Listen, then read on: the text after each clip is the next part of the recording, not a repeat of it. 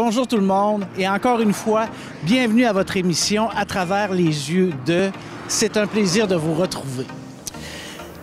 Déjà notre avant-dernier rendez-vous. Incroyable comment le temps passe vite, hein? J'espère que la vie est bonne pour vous. Merci d'être adepte de notre émission. Nous vous en sommes très reconnaissants.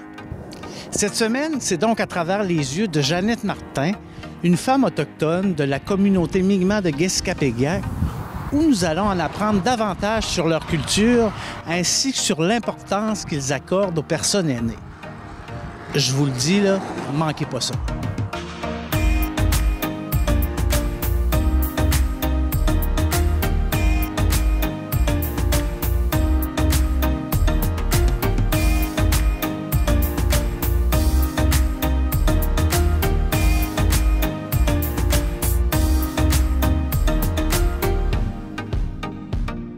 Je suis présentement aux abords de la communauté Mi'kmaq de Guezcapéguac et bien sûr que j'avais le goût d'en apprendre davantage sur leur culture, mais aussi sur leur mode de vie, leur spiritualité, comment eux interprètent la vie, le sens qu'ils donnent à la vie et bien sûr le sens qu'ils donnent à la mort. Quand j'ai fait mon retour aux études en 2010 en travail social, j'ai eu le privilège d'assister à une conférence que donnait une femme autochtone qui habitait à Gaspé à l'époque. J'ai appris plein de choses, mais ce qui m'a davantage frappé, c'est toute l'importance qu'ils accordent aux personnes aînées. En fait, c'est pas compliqué, là. Ils les mettent sur un piédestal. Mais là, aujourd'hui, je me demande, moi, avec comment eux, le concept de l'approche aidance, comment ils voient ça? Où ils se situent dans ça? Aujourd'hui, j'ai fait le choix de donner la parole à une femme autochtone, car c'est ma façon à moi toute simple de rendre hommage aux femmes autochtones disparues.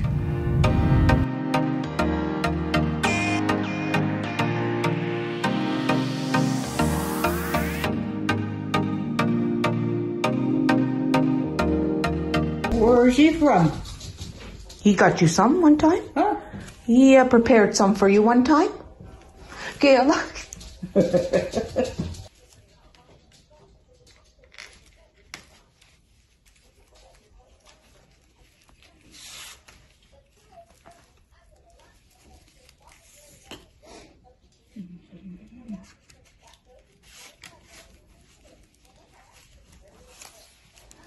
And then anyway, busy. Oh, Jesus, Jibala. Be seated, dummy.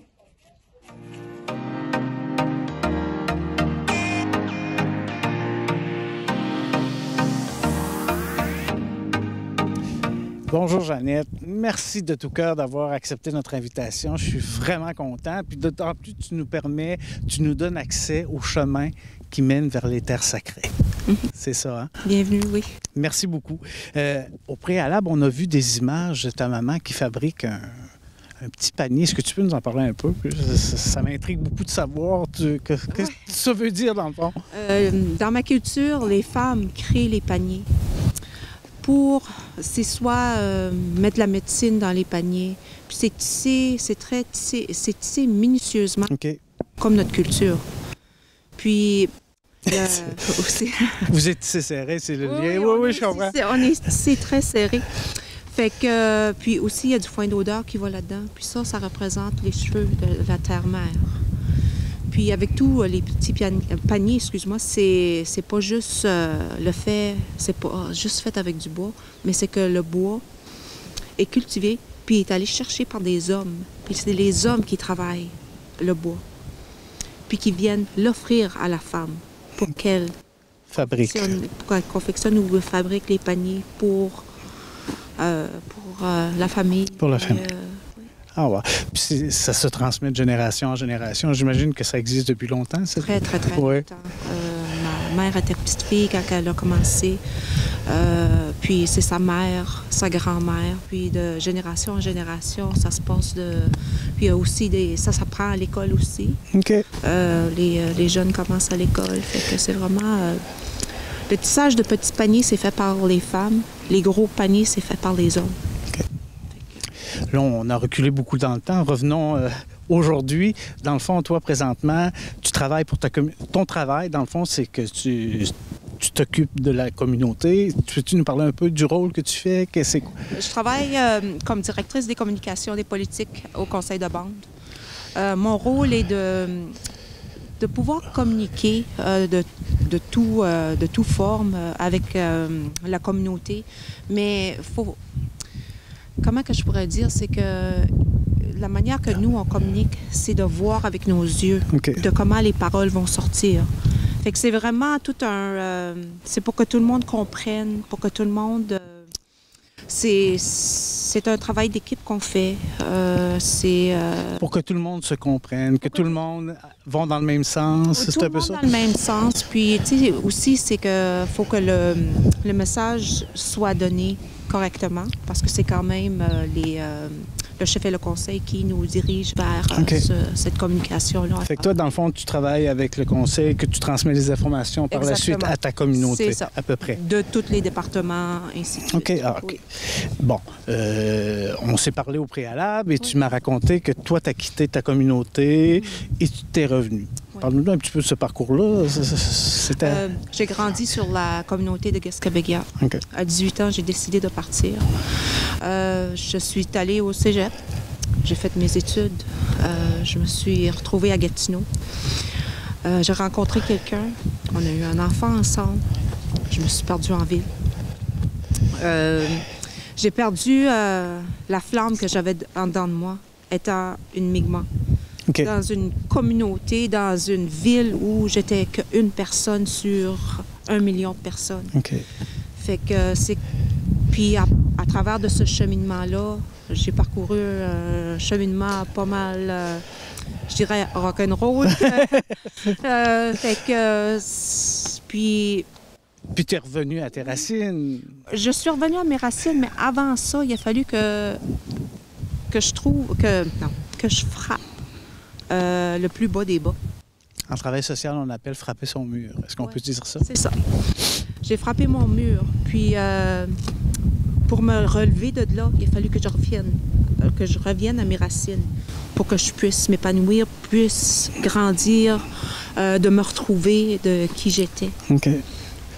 Puis, visiblement, ça a bien fonctionné. Ça va bien. Puis, tu sais, on parlait des terres sacrées qui sont derrière. Tu m'as expliqué un peu, les gens vont là un peu justement pour faire la paix avec eux, prier. Oui, nous, c'est un cheminement. Pour nous, la sobriété, c'est l'acheminement qui va t'aider à travers de toute ta vie. Mais il va falloir que tu passes à travers quand même des obstacles. Il va falloir que tu vois tes démons. Oui. C'est ça qui t'a empêché d'avancer dans le passé. Il va falloir que à un moment donné, que tu fais face à eux. Que tu les regardes. C'est ça. Que tu leur donnes le droit de vivre et de leur jaser. Puis c'est assez... puis ça. Quand vous allez aux terres sacrées, c'est un peu pour se ressourcer. Se redonner des forces, vraiment se redonner des... se regrounder encore. C'est vraiment là, les racines là, de s'ancrer là, vraiment là, dans la terre. Puis, OK. Ah, vraiment. Puis, tu sais, ta culture, on pourrait en parler des heures. C'est sûr, j'ai fait plein de lectures avant de te rencontrer, de te jaser, tu m'en as parlé. Mais si tu avais 2-3 phrases qui caractérisent la culture Mi'kmaq.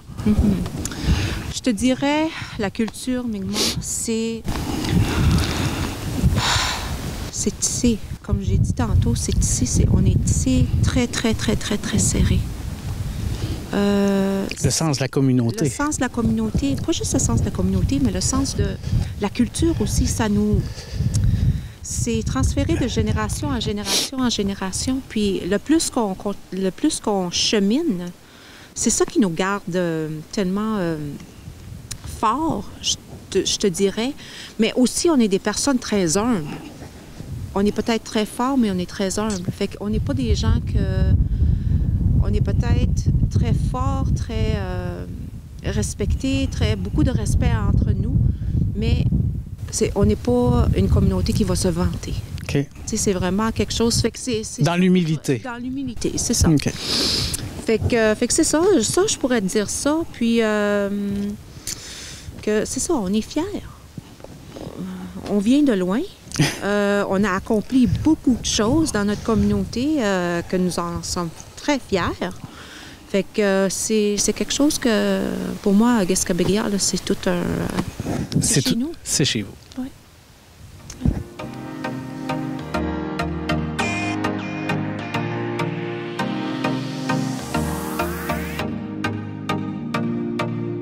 Je pense pas me tromper si je dis, tu me corrigeras, si je dis que la spiritualité fait partie un peu de votre quotidien. Mm-hmm.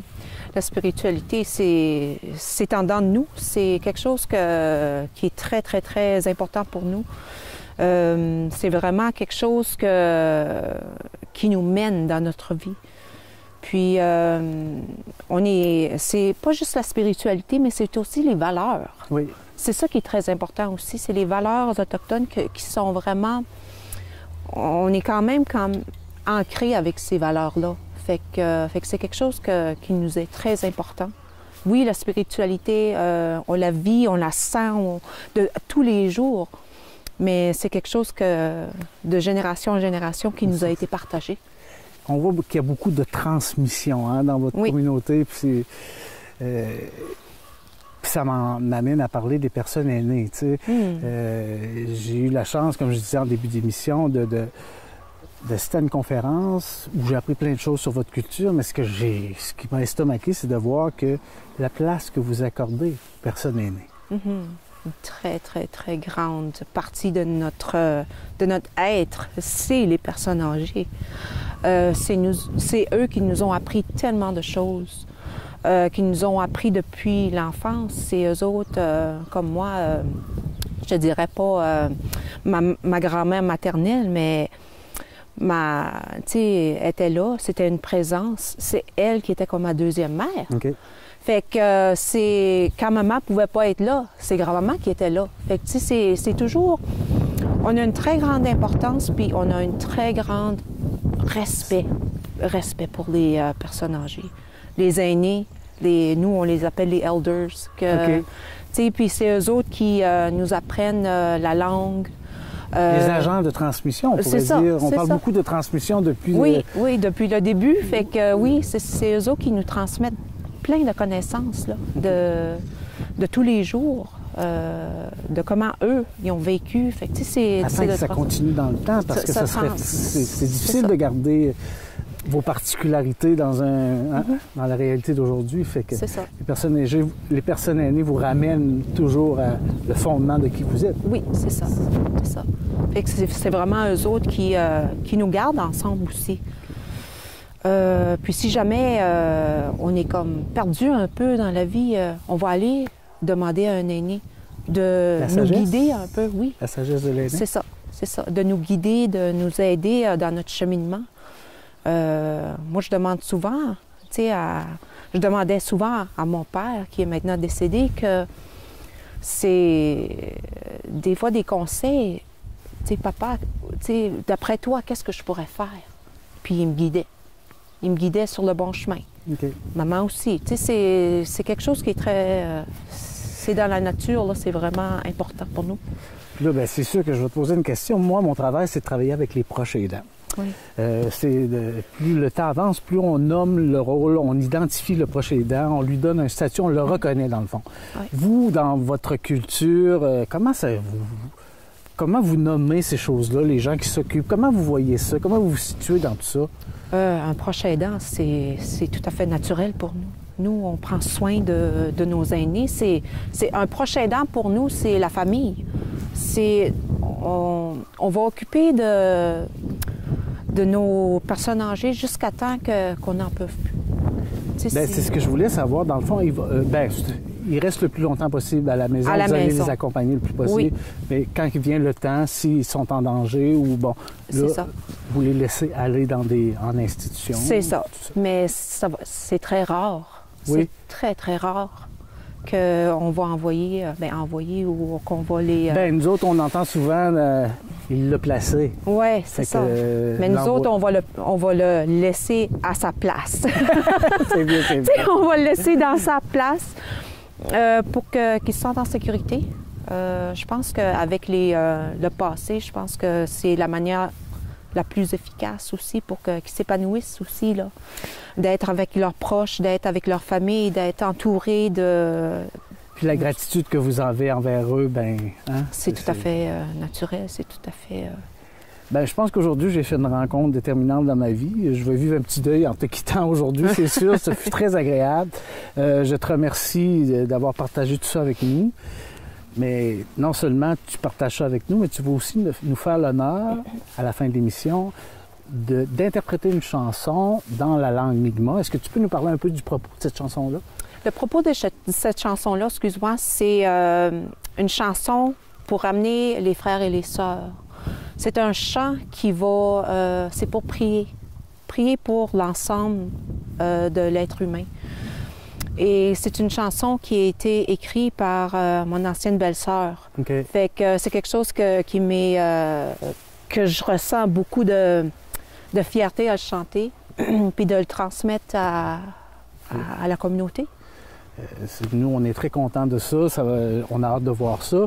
Mais en plus, le lieu où on va la faire, cette chanson-là, veut dire quelque chose. Bon, je ne m'embarquerai pas dans les termes, parce que j'ai de la difficulté à dire certains termes. Est-ce que tu peux nous expliquer l'endroit qu'on va être et le lien avec Guescapéguia? Oui. La place, c'est vraiment Dummick Creek en anglais. Nous, on le réfère par Middle Ages. Middle Ages, mais ça...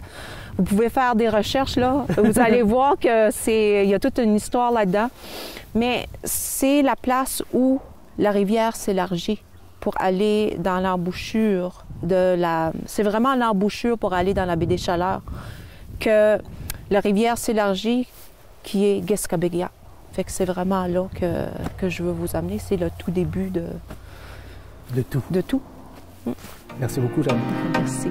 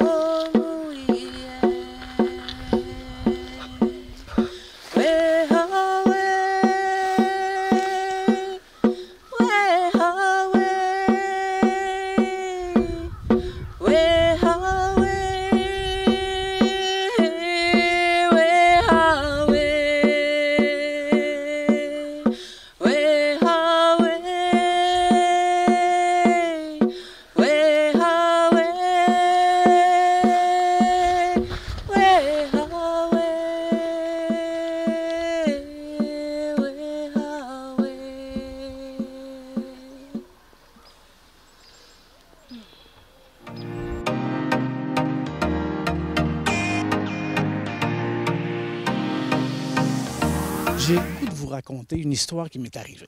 Je vous ai parlé tantôt que j'ai fait un retour aux études. Dans ma dernière année d'études, je faisais 2 stages au CLSC.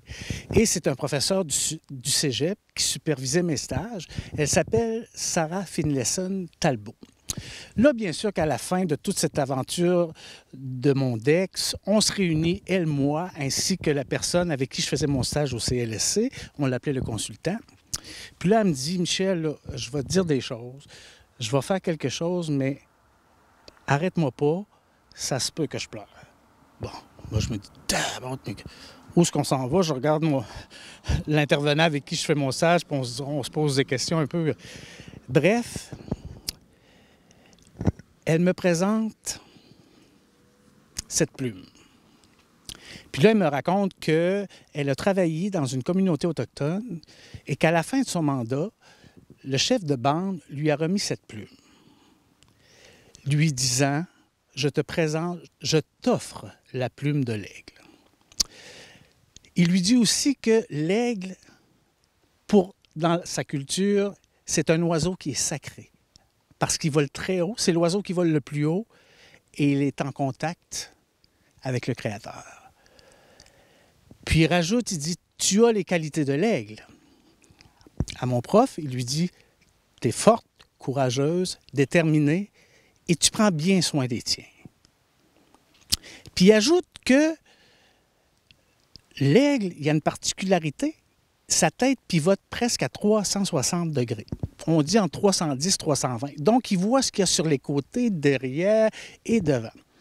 Le chef de bande lui fait un parallèle avec son métier de travailleuse sociale. Il lui dit « Sarah, toi, tu es capable d'aller loin derrière dans la vie des personnes que tu accompagnes. Tu es capable de comprendre les événements qui font en sorte ce qu'ils sont aujourd'hui, leur personnalité. Tu es capable de voir ça, tout comme l'aigle.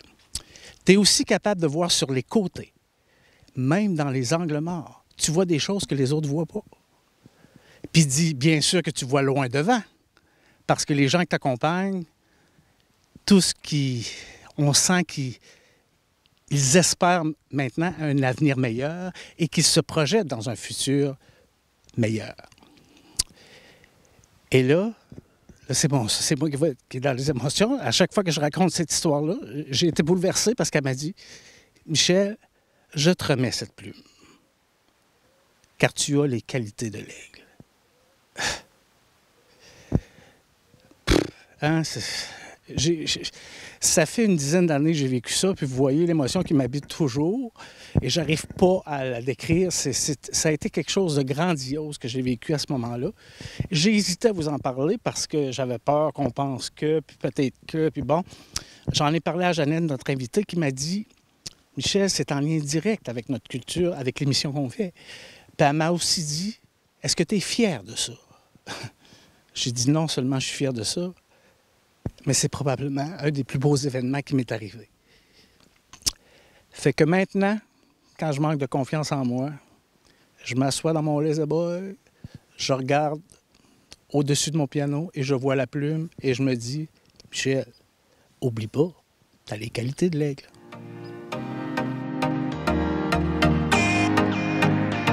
C'est ce qui met fin à cette émission qui, je le souhaite, vous a plu, vous a touché.